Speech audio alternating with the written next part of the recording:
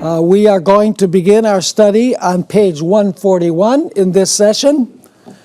Unfortunately, we're not going to be able to cover everything in the study notes. We're going to skip over some things in the next few pages, and I'll tell you exactly which ones we're going to skip. But we do want to do what we find on pages 141 through 144.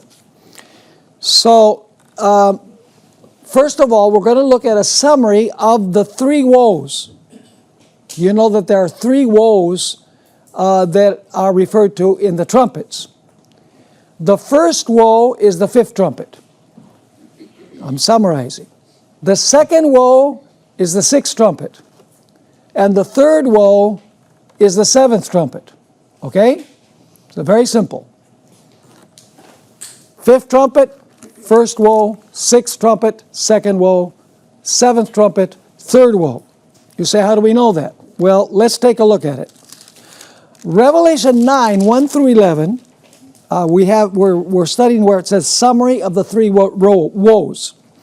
Revelation chapter 9 and verses 1 through 11 describe the fifth trumpet. And then when you get to verse 12, after the fifth trumpet, it says one woe is what? Is past. So what is the first woe? The fifth trumpet. But then it says, still, behold, still two more woes are coming after these things. So after the fifth trumpet, which is the first woe, there's going to be two more woes. And then I want you to notice, we're following here, Revelation 11, 2 through 12 is a further expansion of the fifth trumpet. You need to pay careful attention here because there is an interlude after the fifth trumpet.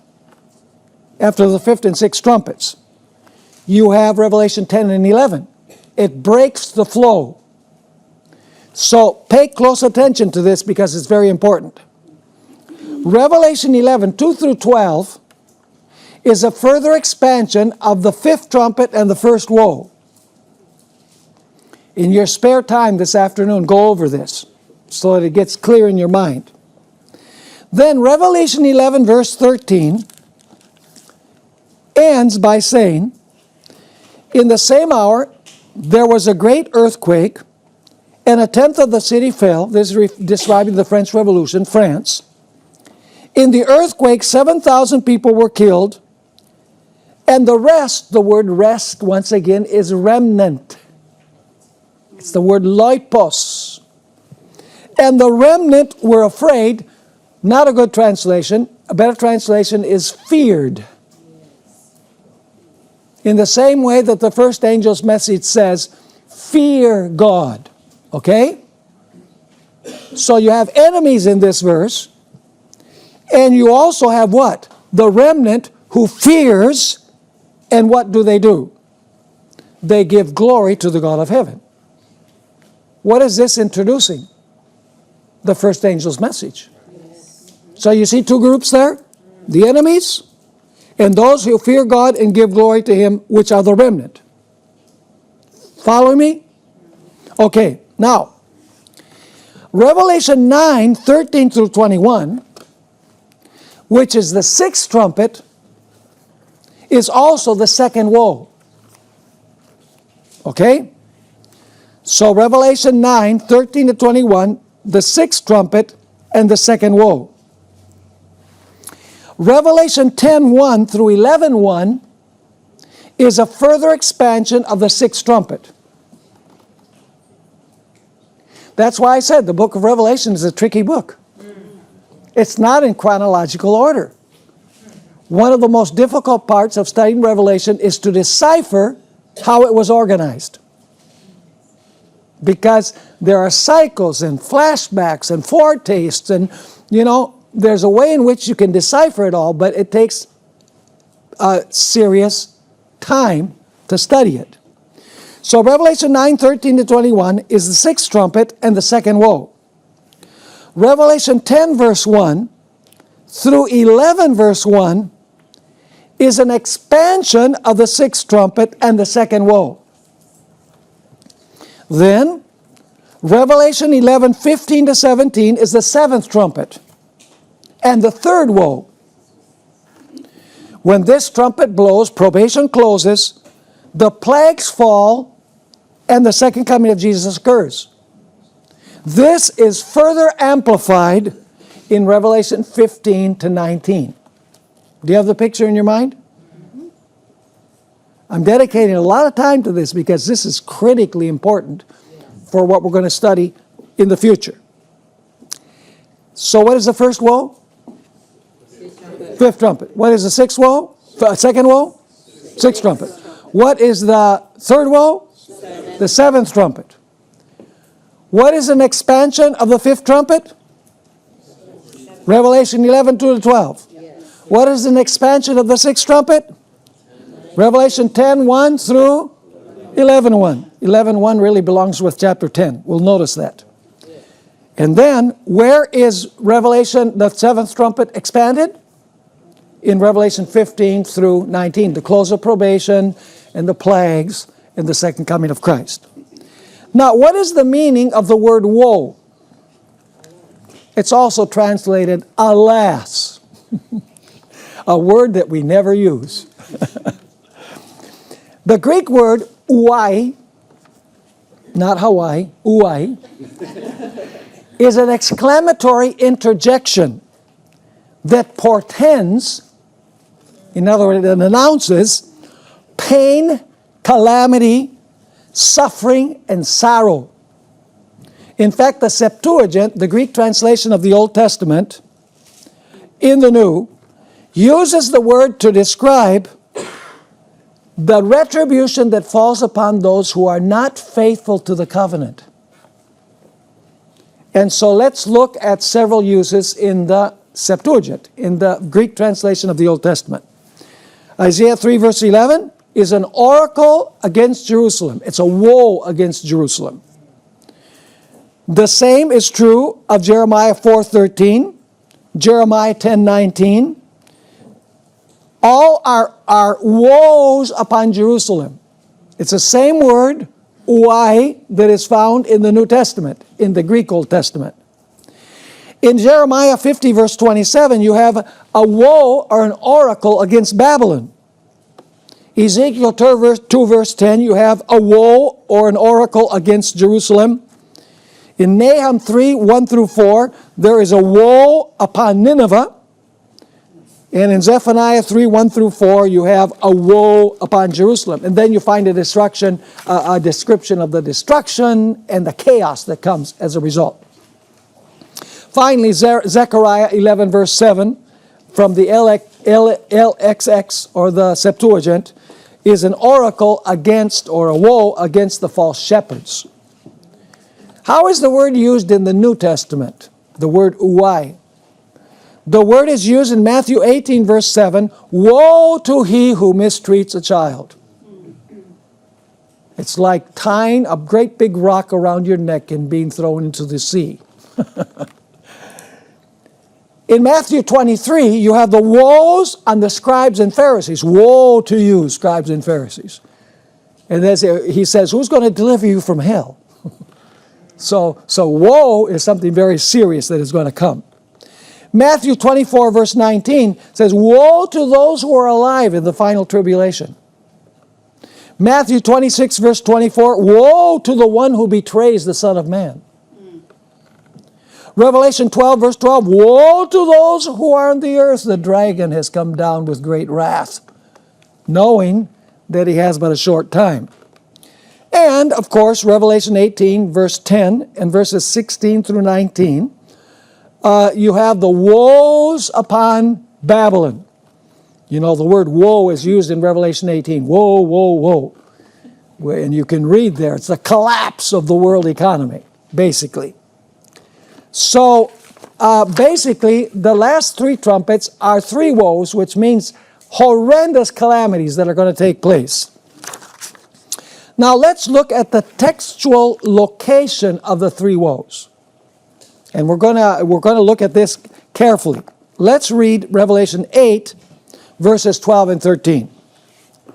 The fourth angel sounded, this is the fourth trumpet, and a third of the sun was struck, a third of the moon, and a third of the stars, so that a third of them were darkened.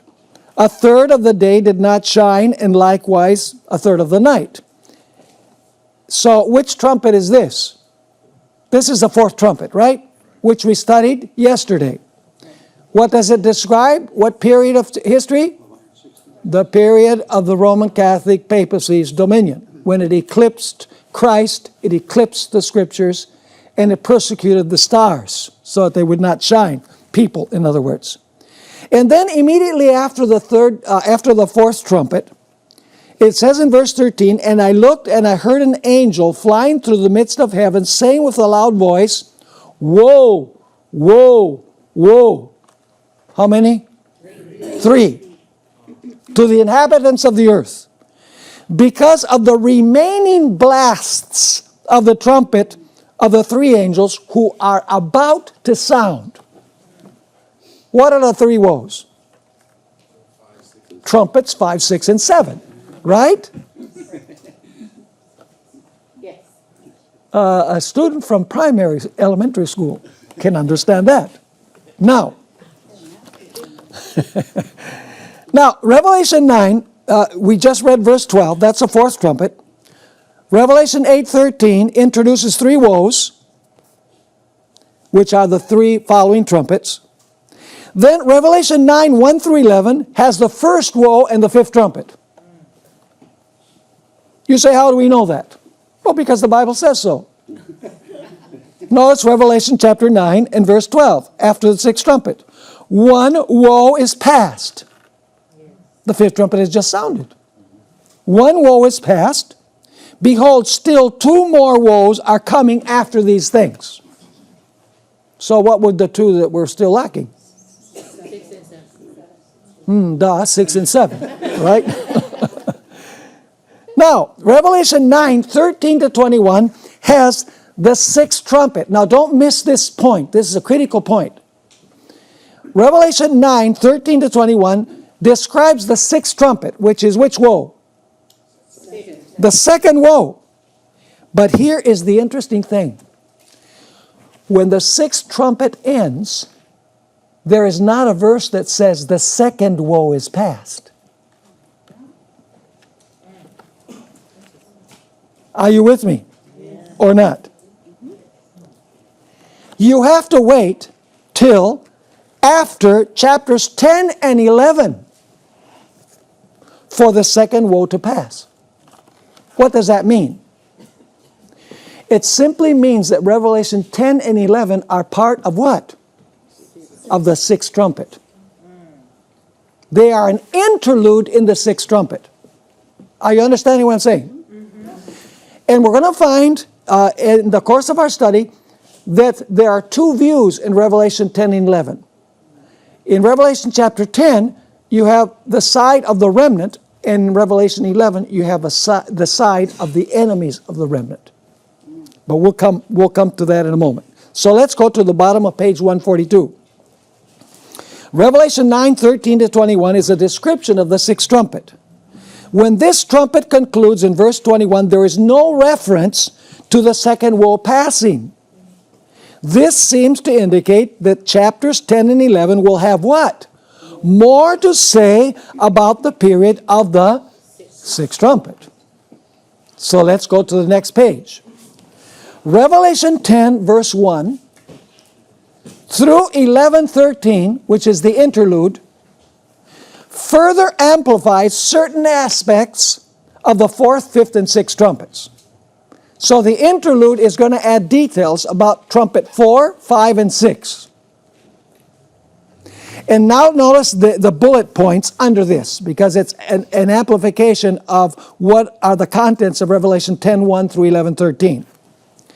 In Revelation 11, 2 through 6, it takes us back to the 1260 years. Are you following me? We'll go slow, because the structure is of critical importance. It describes the two witnesses witnessing in sackcloth for 1260 years. What trumpet is that? That's the fourth trumpet. Then Revelation 11, 7 through 10 describes what? The French Revolution. What trumpet would that be? That would be the fifth trumpet, right? And we're going to prove that from Scripture. When the two witnesses were killed. This was 1793 to 1797. And the fifth trumpet is the first what? The first woe. Then in Revelation 11, 11 and 12, describes the resurrection of the two witnesses. What are the two witnesses? The Bible, the Old and New Testament. So what happens after the two witnesses are killed in the French Revolution? Verses 11 and 12 say that they what? They resurrect. In other words, people are going to now what? Study the Scriptures. By the way, because the little book of Revelation 10 has been opened, the book that was sealed in the time of the end is now opened. So Revelation 11, 11 and 12 describes the resurrection of the two witnesses after the French Revolution. They no longer testify how? In sackcloth, but rather enjoy great power and prestige. The miraculous resurrection of the Bible not only describes the establishment of multiple Bible societies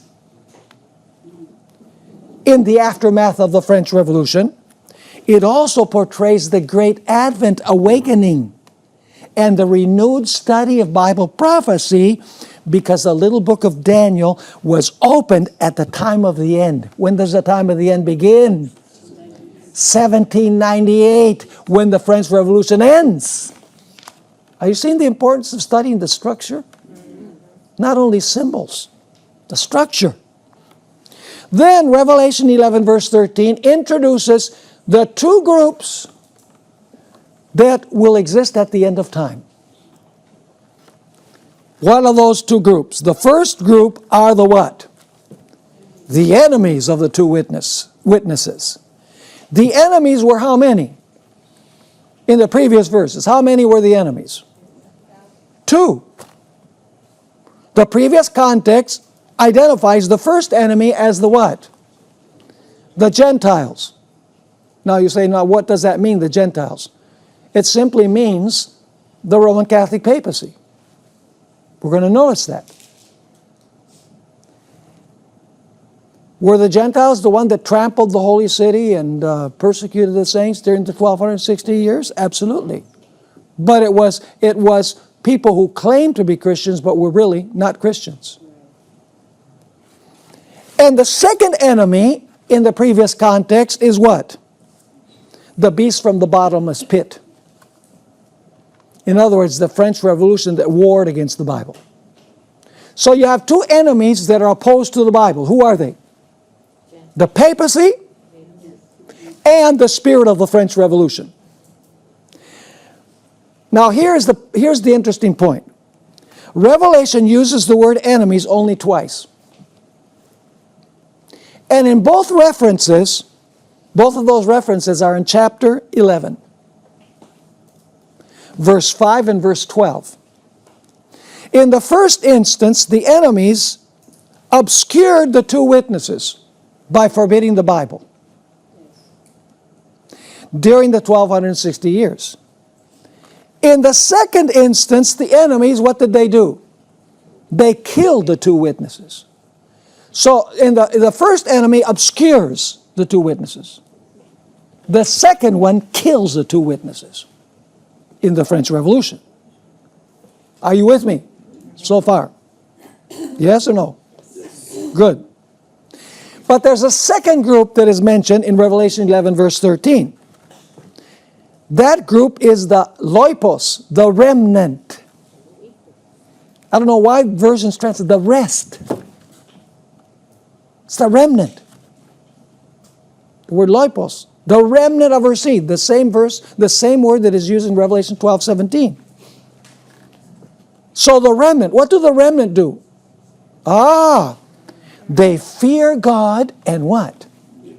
And give Him glory. Is that introducing the following section of Revelation? Particularly the three angels' message? Absolutely.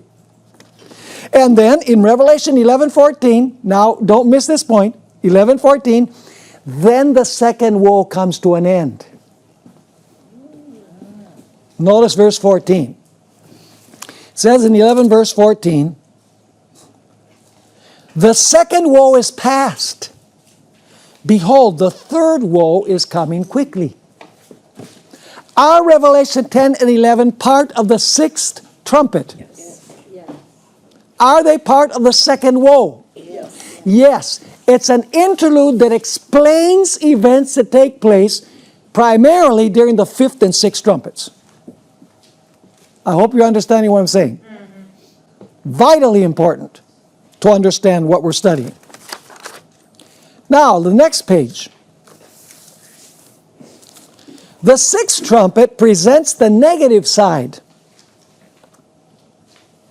It amplifies the negative side of the sixth trumpet, which is the perspective of whom? Enemies. The enemies of end-time events. And Revelation 10 presents what? The positive side of the end-time events, the perspective of the remnant. I hope you're following this. The sixth trumpet presents the negative side of the enemies. Revelation 10 presents the positive side, the perspective of the remnant. Expressed another way, the sixth trumpet describes the attitude of the enemies of the two witnesses in the end time, while Revelation 10 describes the attitude of the faithful remnant during the same period. The enemies are against Scripture, whereas the remnant fears God and gives Him glory. Finally, the sixth trumpet carries us from 1844 all the way to the close of probation when the mystery of God is finished. This occurs when the seventh trumpet is about to sound.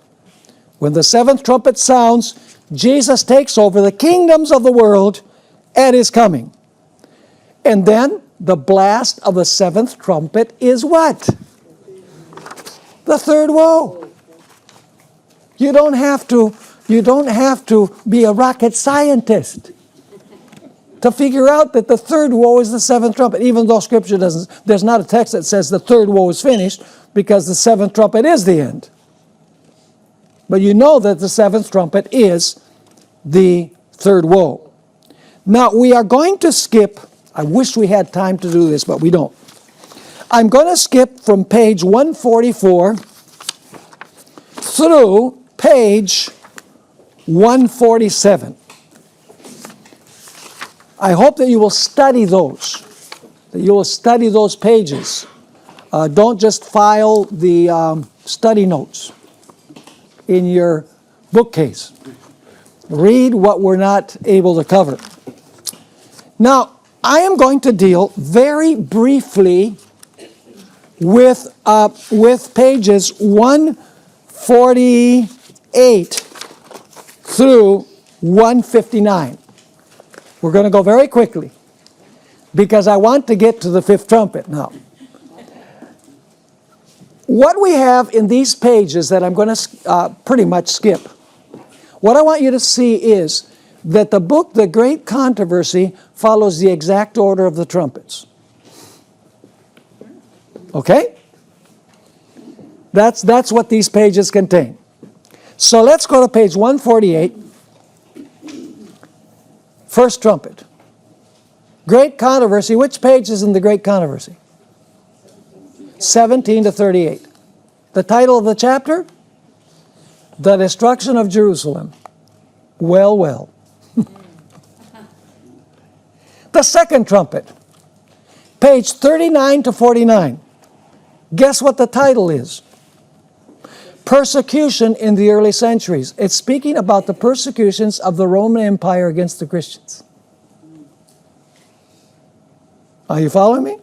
Yes. Ellen White here describes the persecution of Christians by the Roman Empire, and then briefly describes the removal of its restraining influence. The spirit of compromise and conformity was restrained for a time by the fierce persecutions which the church endured under paganism. So the manifestation of the man of sin was being what? Restrained as long as Rome, pagan Rome, was ruling. Let me ask you, would the second trumpet certainly include the incursion of the barbarian tribes? And the removal of the restrainer? Of course. Now it's noteworthy that Uriah Smith dedicated the first 4 trumpets to the barbarian invasions and even mentioned some of the barbarian leaders by name. However, Ellen White never mentions the barbarian invasions directly in the Great Controversy. If the invasions merited 4 trumpets, why did she not mention them directly even once? However, she was aware of the breakup of the Roman Empire. As we can see from this quotation here, the vast empire of Rome crumbled to pieces, and from its ruins, this is now the 3rd and 4th trumpet, right? From its ruins rose that mighty power, the Roman Catholic Church. This church boasts her infallibility and her hereditary religion. 3rd trumpet.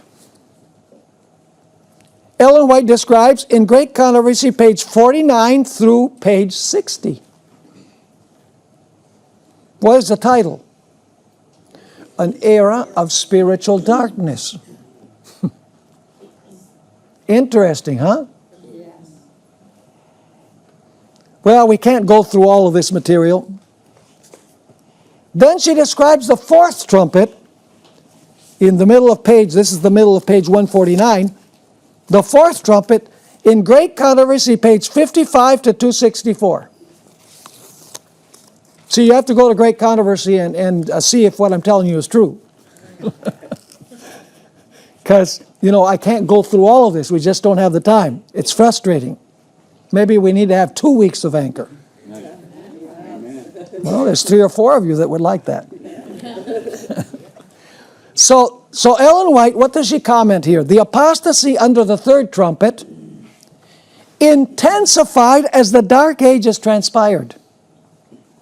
Under the 4th trumpet, you remember, the sun, the moon, and the stars experienced a partial eclipse. As we have already noted, the sun represents Jesus, the moon represents the Bible, and the stars symbolize God's people. Notice Ellen White's comment on page 55. The accession of the Roman Church to power marked the beginning of the what?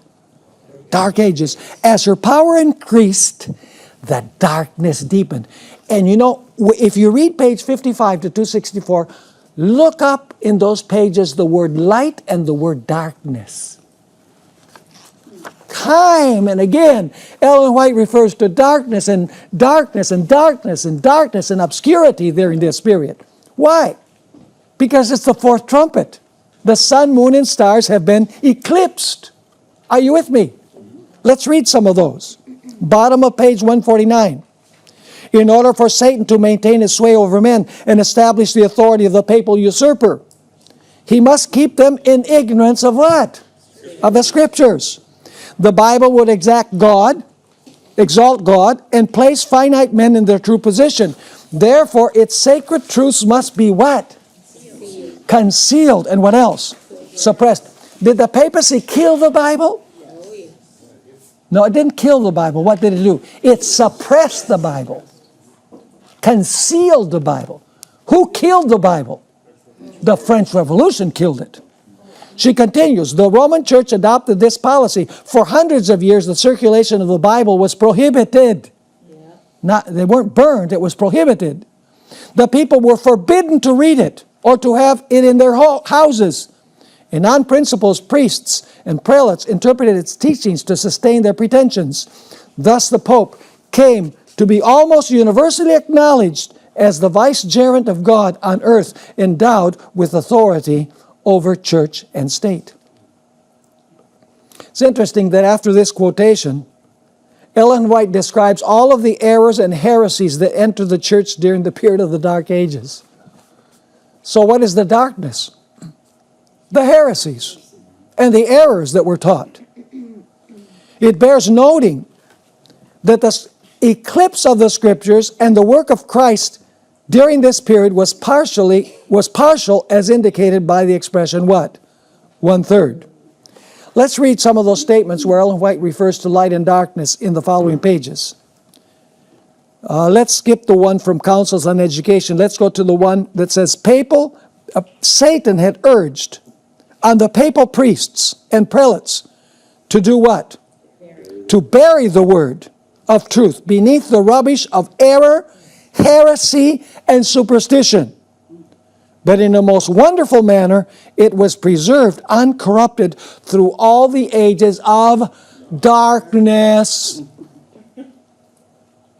Great Controversy 72. As the light illuminated their understanding and made glad their hearts. This is the Waldenses. They longed to shed its what? Its beams upon those who were in darkness of papal error. See, because the heavenly bodies had been what? Eclipsed. Great Controversy 61. Amid the gloom that settled upon the earth during the long period of papal supremacy, the light of truth, now here comes the 1/3 idea, the light of truth could not be wholly extinguished. Only what? Partially extinguished. In every age, there were witnesses for God, men who cherished faith in Christ as the only mediator between God and man, who held the Bible as the only rule of life, and who hallowed the true Sabbath. Let's go to the next quotation, Great Controversy 65 and 66. Behind the lofty bulwarks of the mountains, in all ages the refuge of the persecuted and oppressed, the Waldenses found where? A hiding place. Here the light of truth was kept what? Burning amid the darkness of the Middle Ages. Here for 1,000 years, witnesses for truth maintained the ancient faith. Were the sun and moon totally eclipsed? Was the testimony of the stars, God's people, totally eclipsed? No. Next statement. In the schools, whither they went, speaking about the Waldenses, they were not to make confidence of any. Their garments were so prepared as to conceal their greatest treasure, the precious manuscripts of the Scriptures. See, the Scriptures are giving their witness, but they're doing it in sackcloth, in obscurity. Let's jump down to the one from Great Controversy 73 and 74, particularly the highlighted portions. Thus the light of truth penetrated many a what? Darkened mind, rolling back the cloud of what? Gloom, until the Son of Righteousness shone into the heart with healing in his beams. Let's go to the next page. Let's talk about John Wycliffe. Notice the theme of light and darkness again.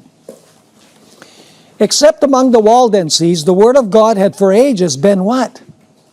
Notice it's not killing the two witnesses. Locked up, suppressed, concealed, hidden. Except among the Waldenses, the Word of God had for ages been locked up in languages known only to the learned.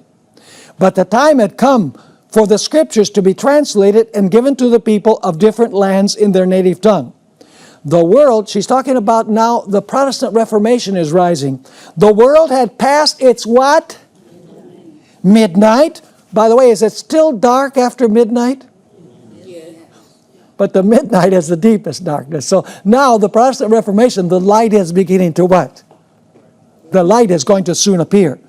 The world had passed its midnight. The hours of darkness were what?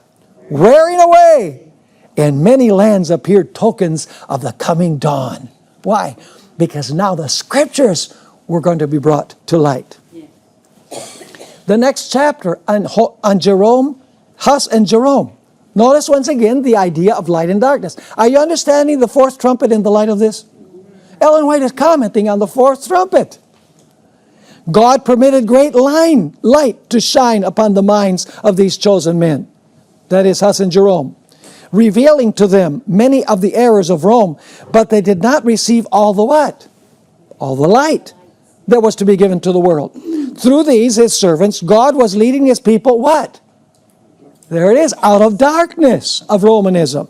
But there were many and great obstacles for them to meet. As he led them on step by step as they could bear it, they were not prepared to receive what? All the light at once, like the full glory of the noontide sun to those who have long dwelt what? In darkness. It would, if presented, have caused them to turn away. Then Ellen White talks about Martin Luther. These are all the following pages that, great controversy, the fourth trumpet. Where does she comment the fourth trumpet? She comments it in Great Controversy 55 to 264. All of these are from those pages. Notice what she has to say about Martin Luther at the bottom of page 152. Foremost among those who were called to lead the church from what? The darkness of popery into what? The light of a purer faith stood Martin Luther. Zealous, ardent, and devoted, knowing no fear but the fear of God, and acknowledging no foundation for religious faith but by the what? Holy Scriptures. Luther was the man for his time. Through him, God accomplished a great work for the reformation of the church and the enlightenment of the world. Are you catching the point? You'll find many other references. This is just a sampling of the passages that deal with light and darkness.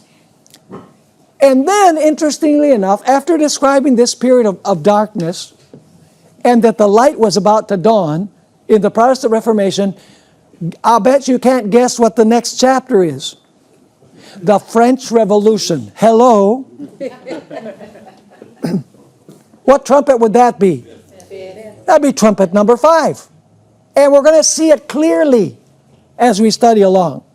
So the next one is the French Revolution, which is the 5th trumpet and the first what? Woe. And the first woe.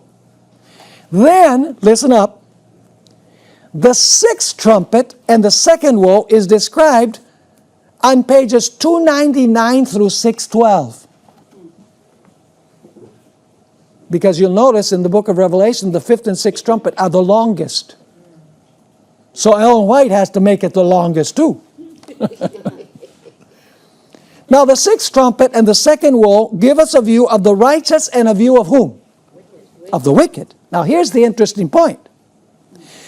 Pages 299 to 491, Ellen White presents the emphasis upon the righteous and God's gathering message. Page 500 to 612, she emphasizes the wicked and Satan's gathering the wicked.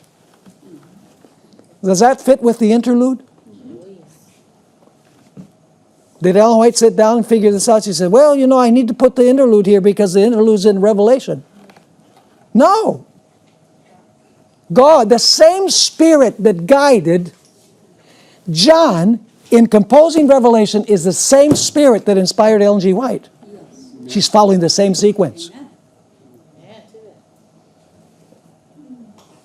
Now let's continue. Immediately after the chapter on the French Revolution, this is a very interesting detail. Ellen White goes back to 1620. What date was the French Revolution? 1793, till it ended in 1797, right? And the Pope was taken captive the next year, which is really the culmination of the spirit of the French Revolution. But in the very next chapter, after one of the on the French Revolution, Ellen White goes back in time to the arrival of pilgrims in 1620. See, she also has flashbacks in her writings. But you're going to notice that this is extraordinary. She describes the arrival of the Pilgrim Fathers in America, searching for civil and religious liberty. This prepared a place for what? For the preaching of the three angels' messages with power to the world, and thus gathering God's people. Notably, Revelation 12 describes how the dragon was spewing waters out of his mouth during the 1260 years. Remember that the dragon was spewing water out of his mouth to try and drown the woman? However, the text tells us that the earth came to her what? Came to her rescue.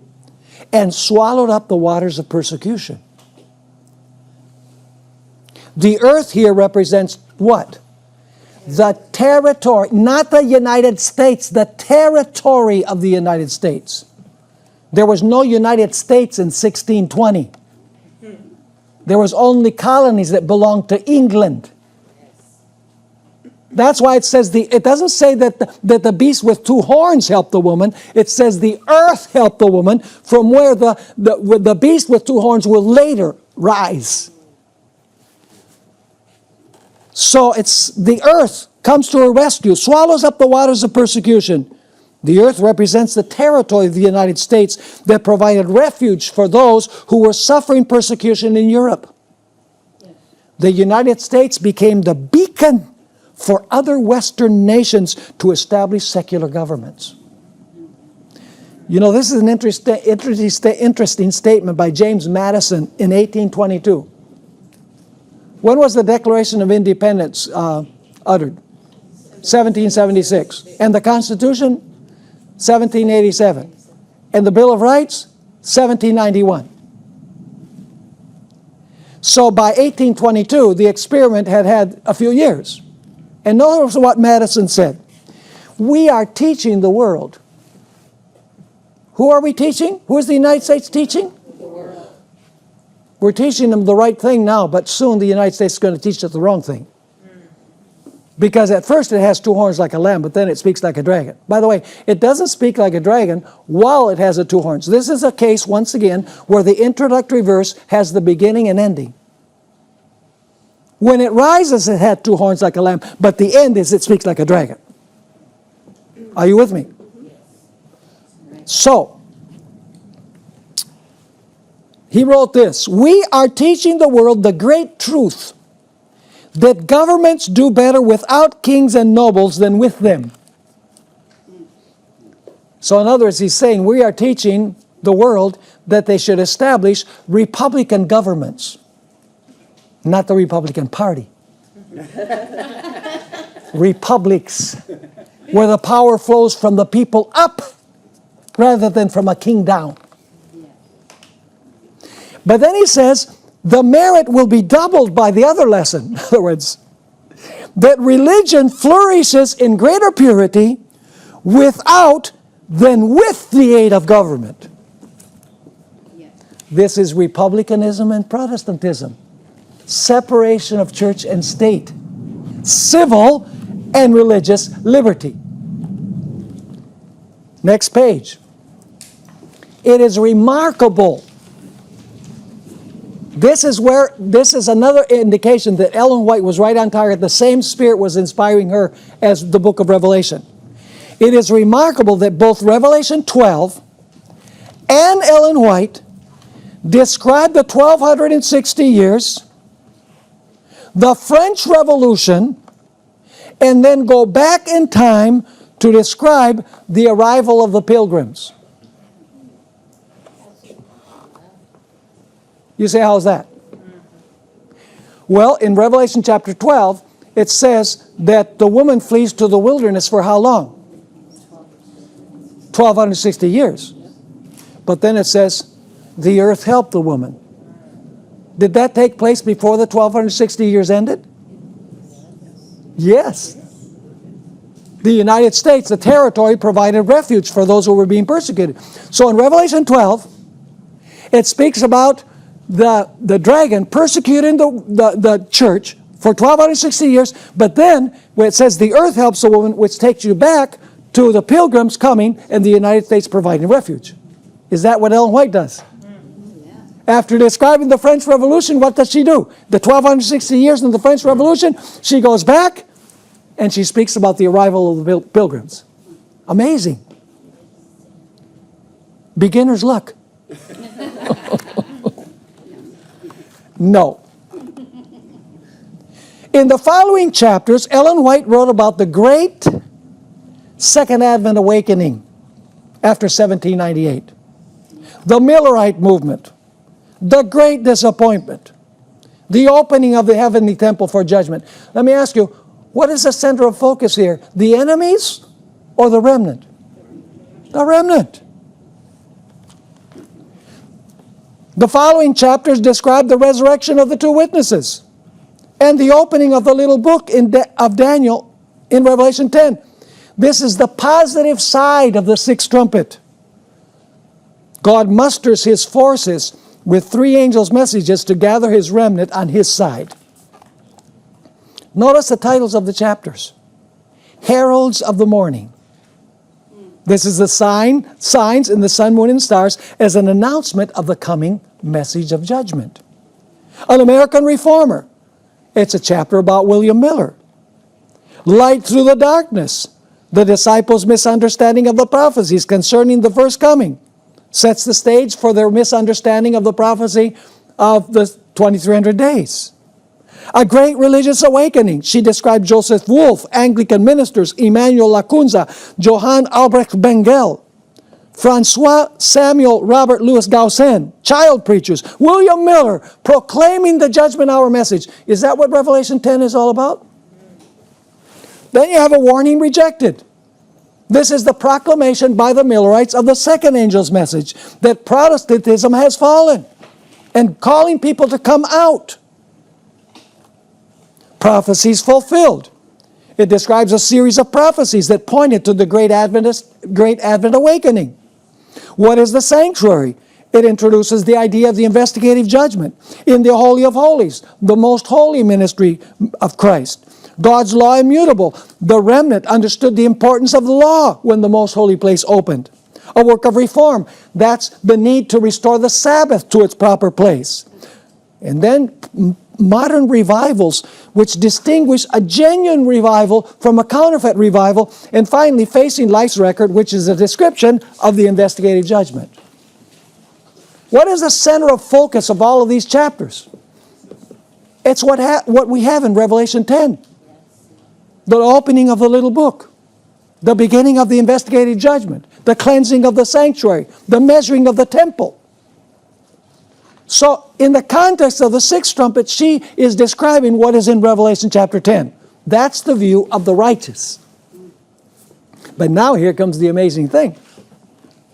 We can also make, this is on page 156, we can also make a strong argument that the following chapters in the Great Controversy all describe the period of the sixth trumpet. The sixth trumpet here is described as a view of the wicked, which were introduced in Revelation 9, 13 to 21. What are the following chapters? What are the titles of the following chapters? The origin of evil. Enmity between God and Satan. The agency of evil spirits. Snares of Satan. The first great deception. Can our dead speak to us? What is the focus here? Oh, the focus is on how Satan is trying to gather whom? The wicked. Liberty of conscience threatened. The impending conflict. The Scriptures a safeguard. The final warning. The focus is on how Satan is gathering the wicked on his side for the final controversy between good and evil, between the righteous and the unrighteous. Regarding the gathering of the righteous and the wicked, in Revelation 10, Ellen White wrote the following. Let's read 7 Bible Commentary, page 971. The mighty angel who instructed John was no less a personage than Jesus Christ. Setting his right foot on the sea and his left on the dry land shows the part which he is acting in the closing scenes of the great controversy with Satan. This position denotes his supreme power and authority over the earth. The controversy had waxed stronger and more determined from age to age, and will continue to do so to the concluding scenes when masterly working of the powers of darkness shall reach their height. Satan, united with what? With evil men, will deceive the whole world and the churches who receive not the love of the truth. However, the mighty angel demands attention. He cries with a loud voice. He is to show the power and authority of his voice to those who have united with Satan to oppose truth. So the mighty angel of Revelation 10 is going to call those on the devil's side to come over.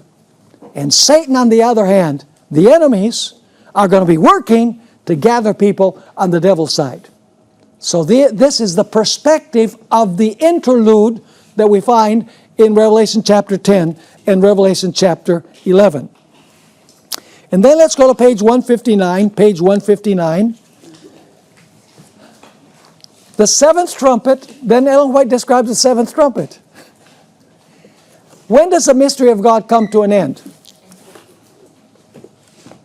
Right before what? The seventh angel blows his trumpet. What is the finishing of the mystery of God? It's the close of probation. The mystery of God is the preaching of the gospel. We're going to see that when we study about the little book. So the mystery of God is the preaching of the gospel. So what is the ending of the mystery of God? It's the finishing of the preaching of the gospel. So when the seventh trumpet is about to sound, probation closes, and then you have the plagues, and eventually the second coming of Christ, which is the seventh trumpet. Now, page 613, do you know what chapter that is? It's called the time of trouble. And do you know with what verse Ellen White begins that chapter? At that time Michael shall stand up,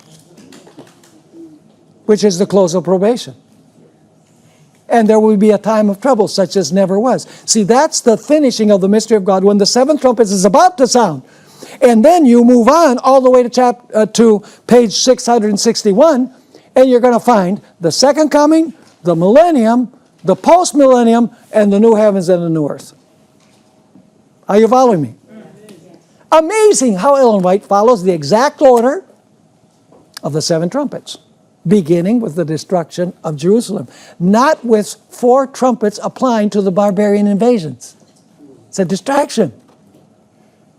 What it does is it takes the eyes away from the flow of history, how God has been guiding history with His hand. Now, we only have like 5 minutes left for this segment, so let's go to page 160.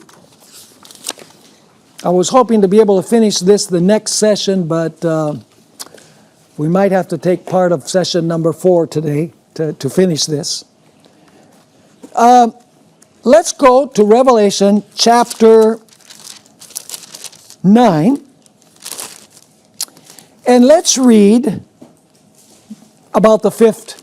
Probably we'll just read the passage now, and then we'll go to page 160 in our next segment. But I want to read the fifth trumpet so that we have the details clear in our minds. It says in verse 1, "Then the fifth angel sounded, and I saw a star fallen from heaven to the earth." Notice he didn't see a star fall from heaven to earth. Actually, we're going to notice that really it says that had fallen from heaven to the earth. It fell before the fifth trumpet. But anyway, it says, "Then the fifth angel sounded, and I saw a star fallen from heaven to the earth. To him was given the key to the bottomless pit." So what is this being going to do? He's going to open the bottomless pit. And all hell is going to break loose. Verse 2, "And he opened the bottomless pit, and smoke arose out of the pit like the smoke of a great furnace. So the sun and the air were what? Were darkened because of the smoke of the pit. Then out of the smoke, locusts came upon the earth. And to them was given power, as the scorpions of the earth have power." So I have locusts, and the locusts are scorpions. "They were commanded not to harm the grass of the earth, or any green thing, or any tree, but only those men who did not have the seal of God on their foreheads. And they were not given authority to kill them, but to torment them for 5 months. Their torment was like the torment of a scorpion when it strikes a man." Verse 6, "In those days men will seek death and will not find it.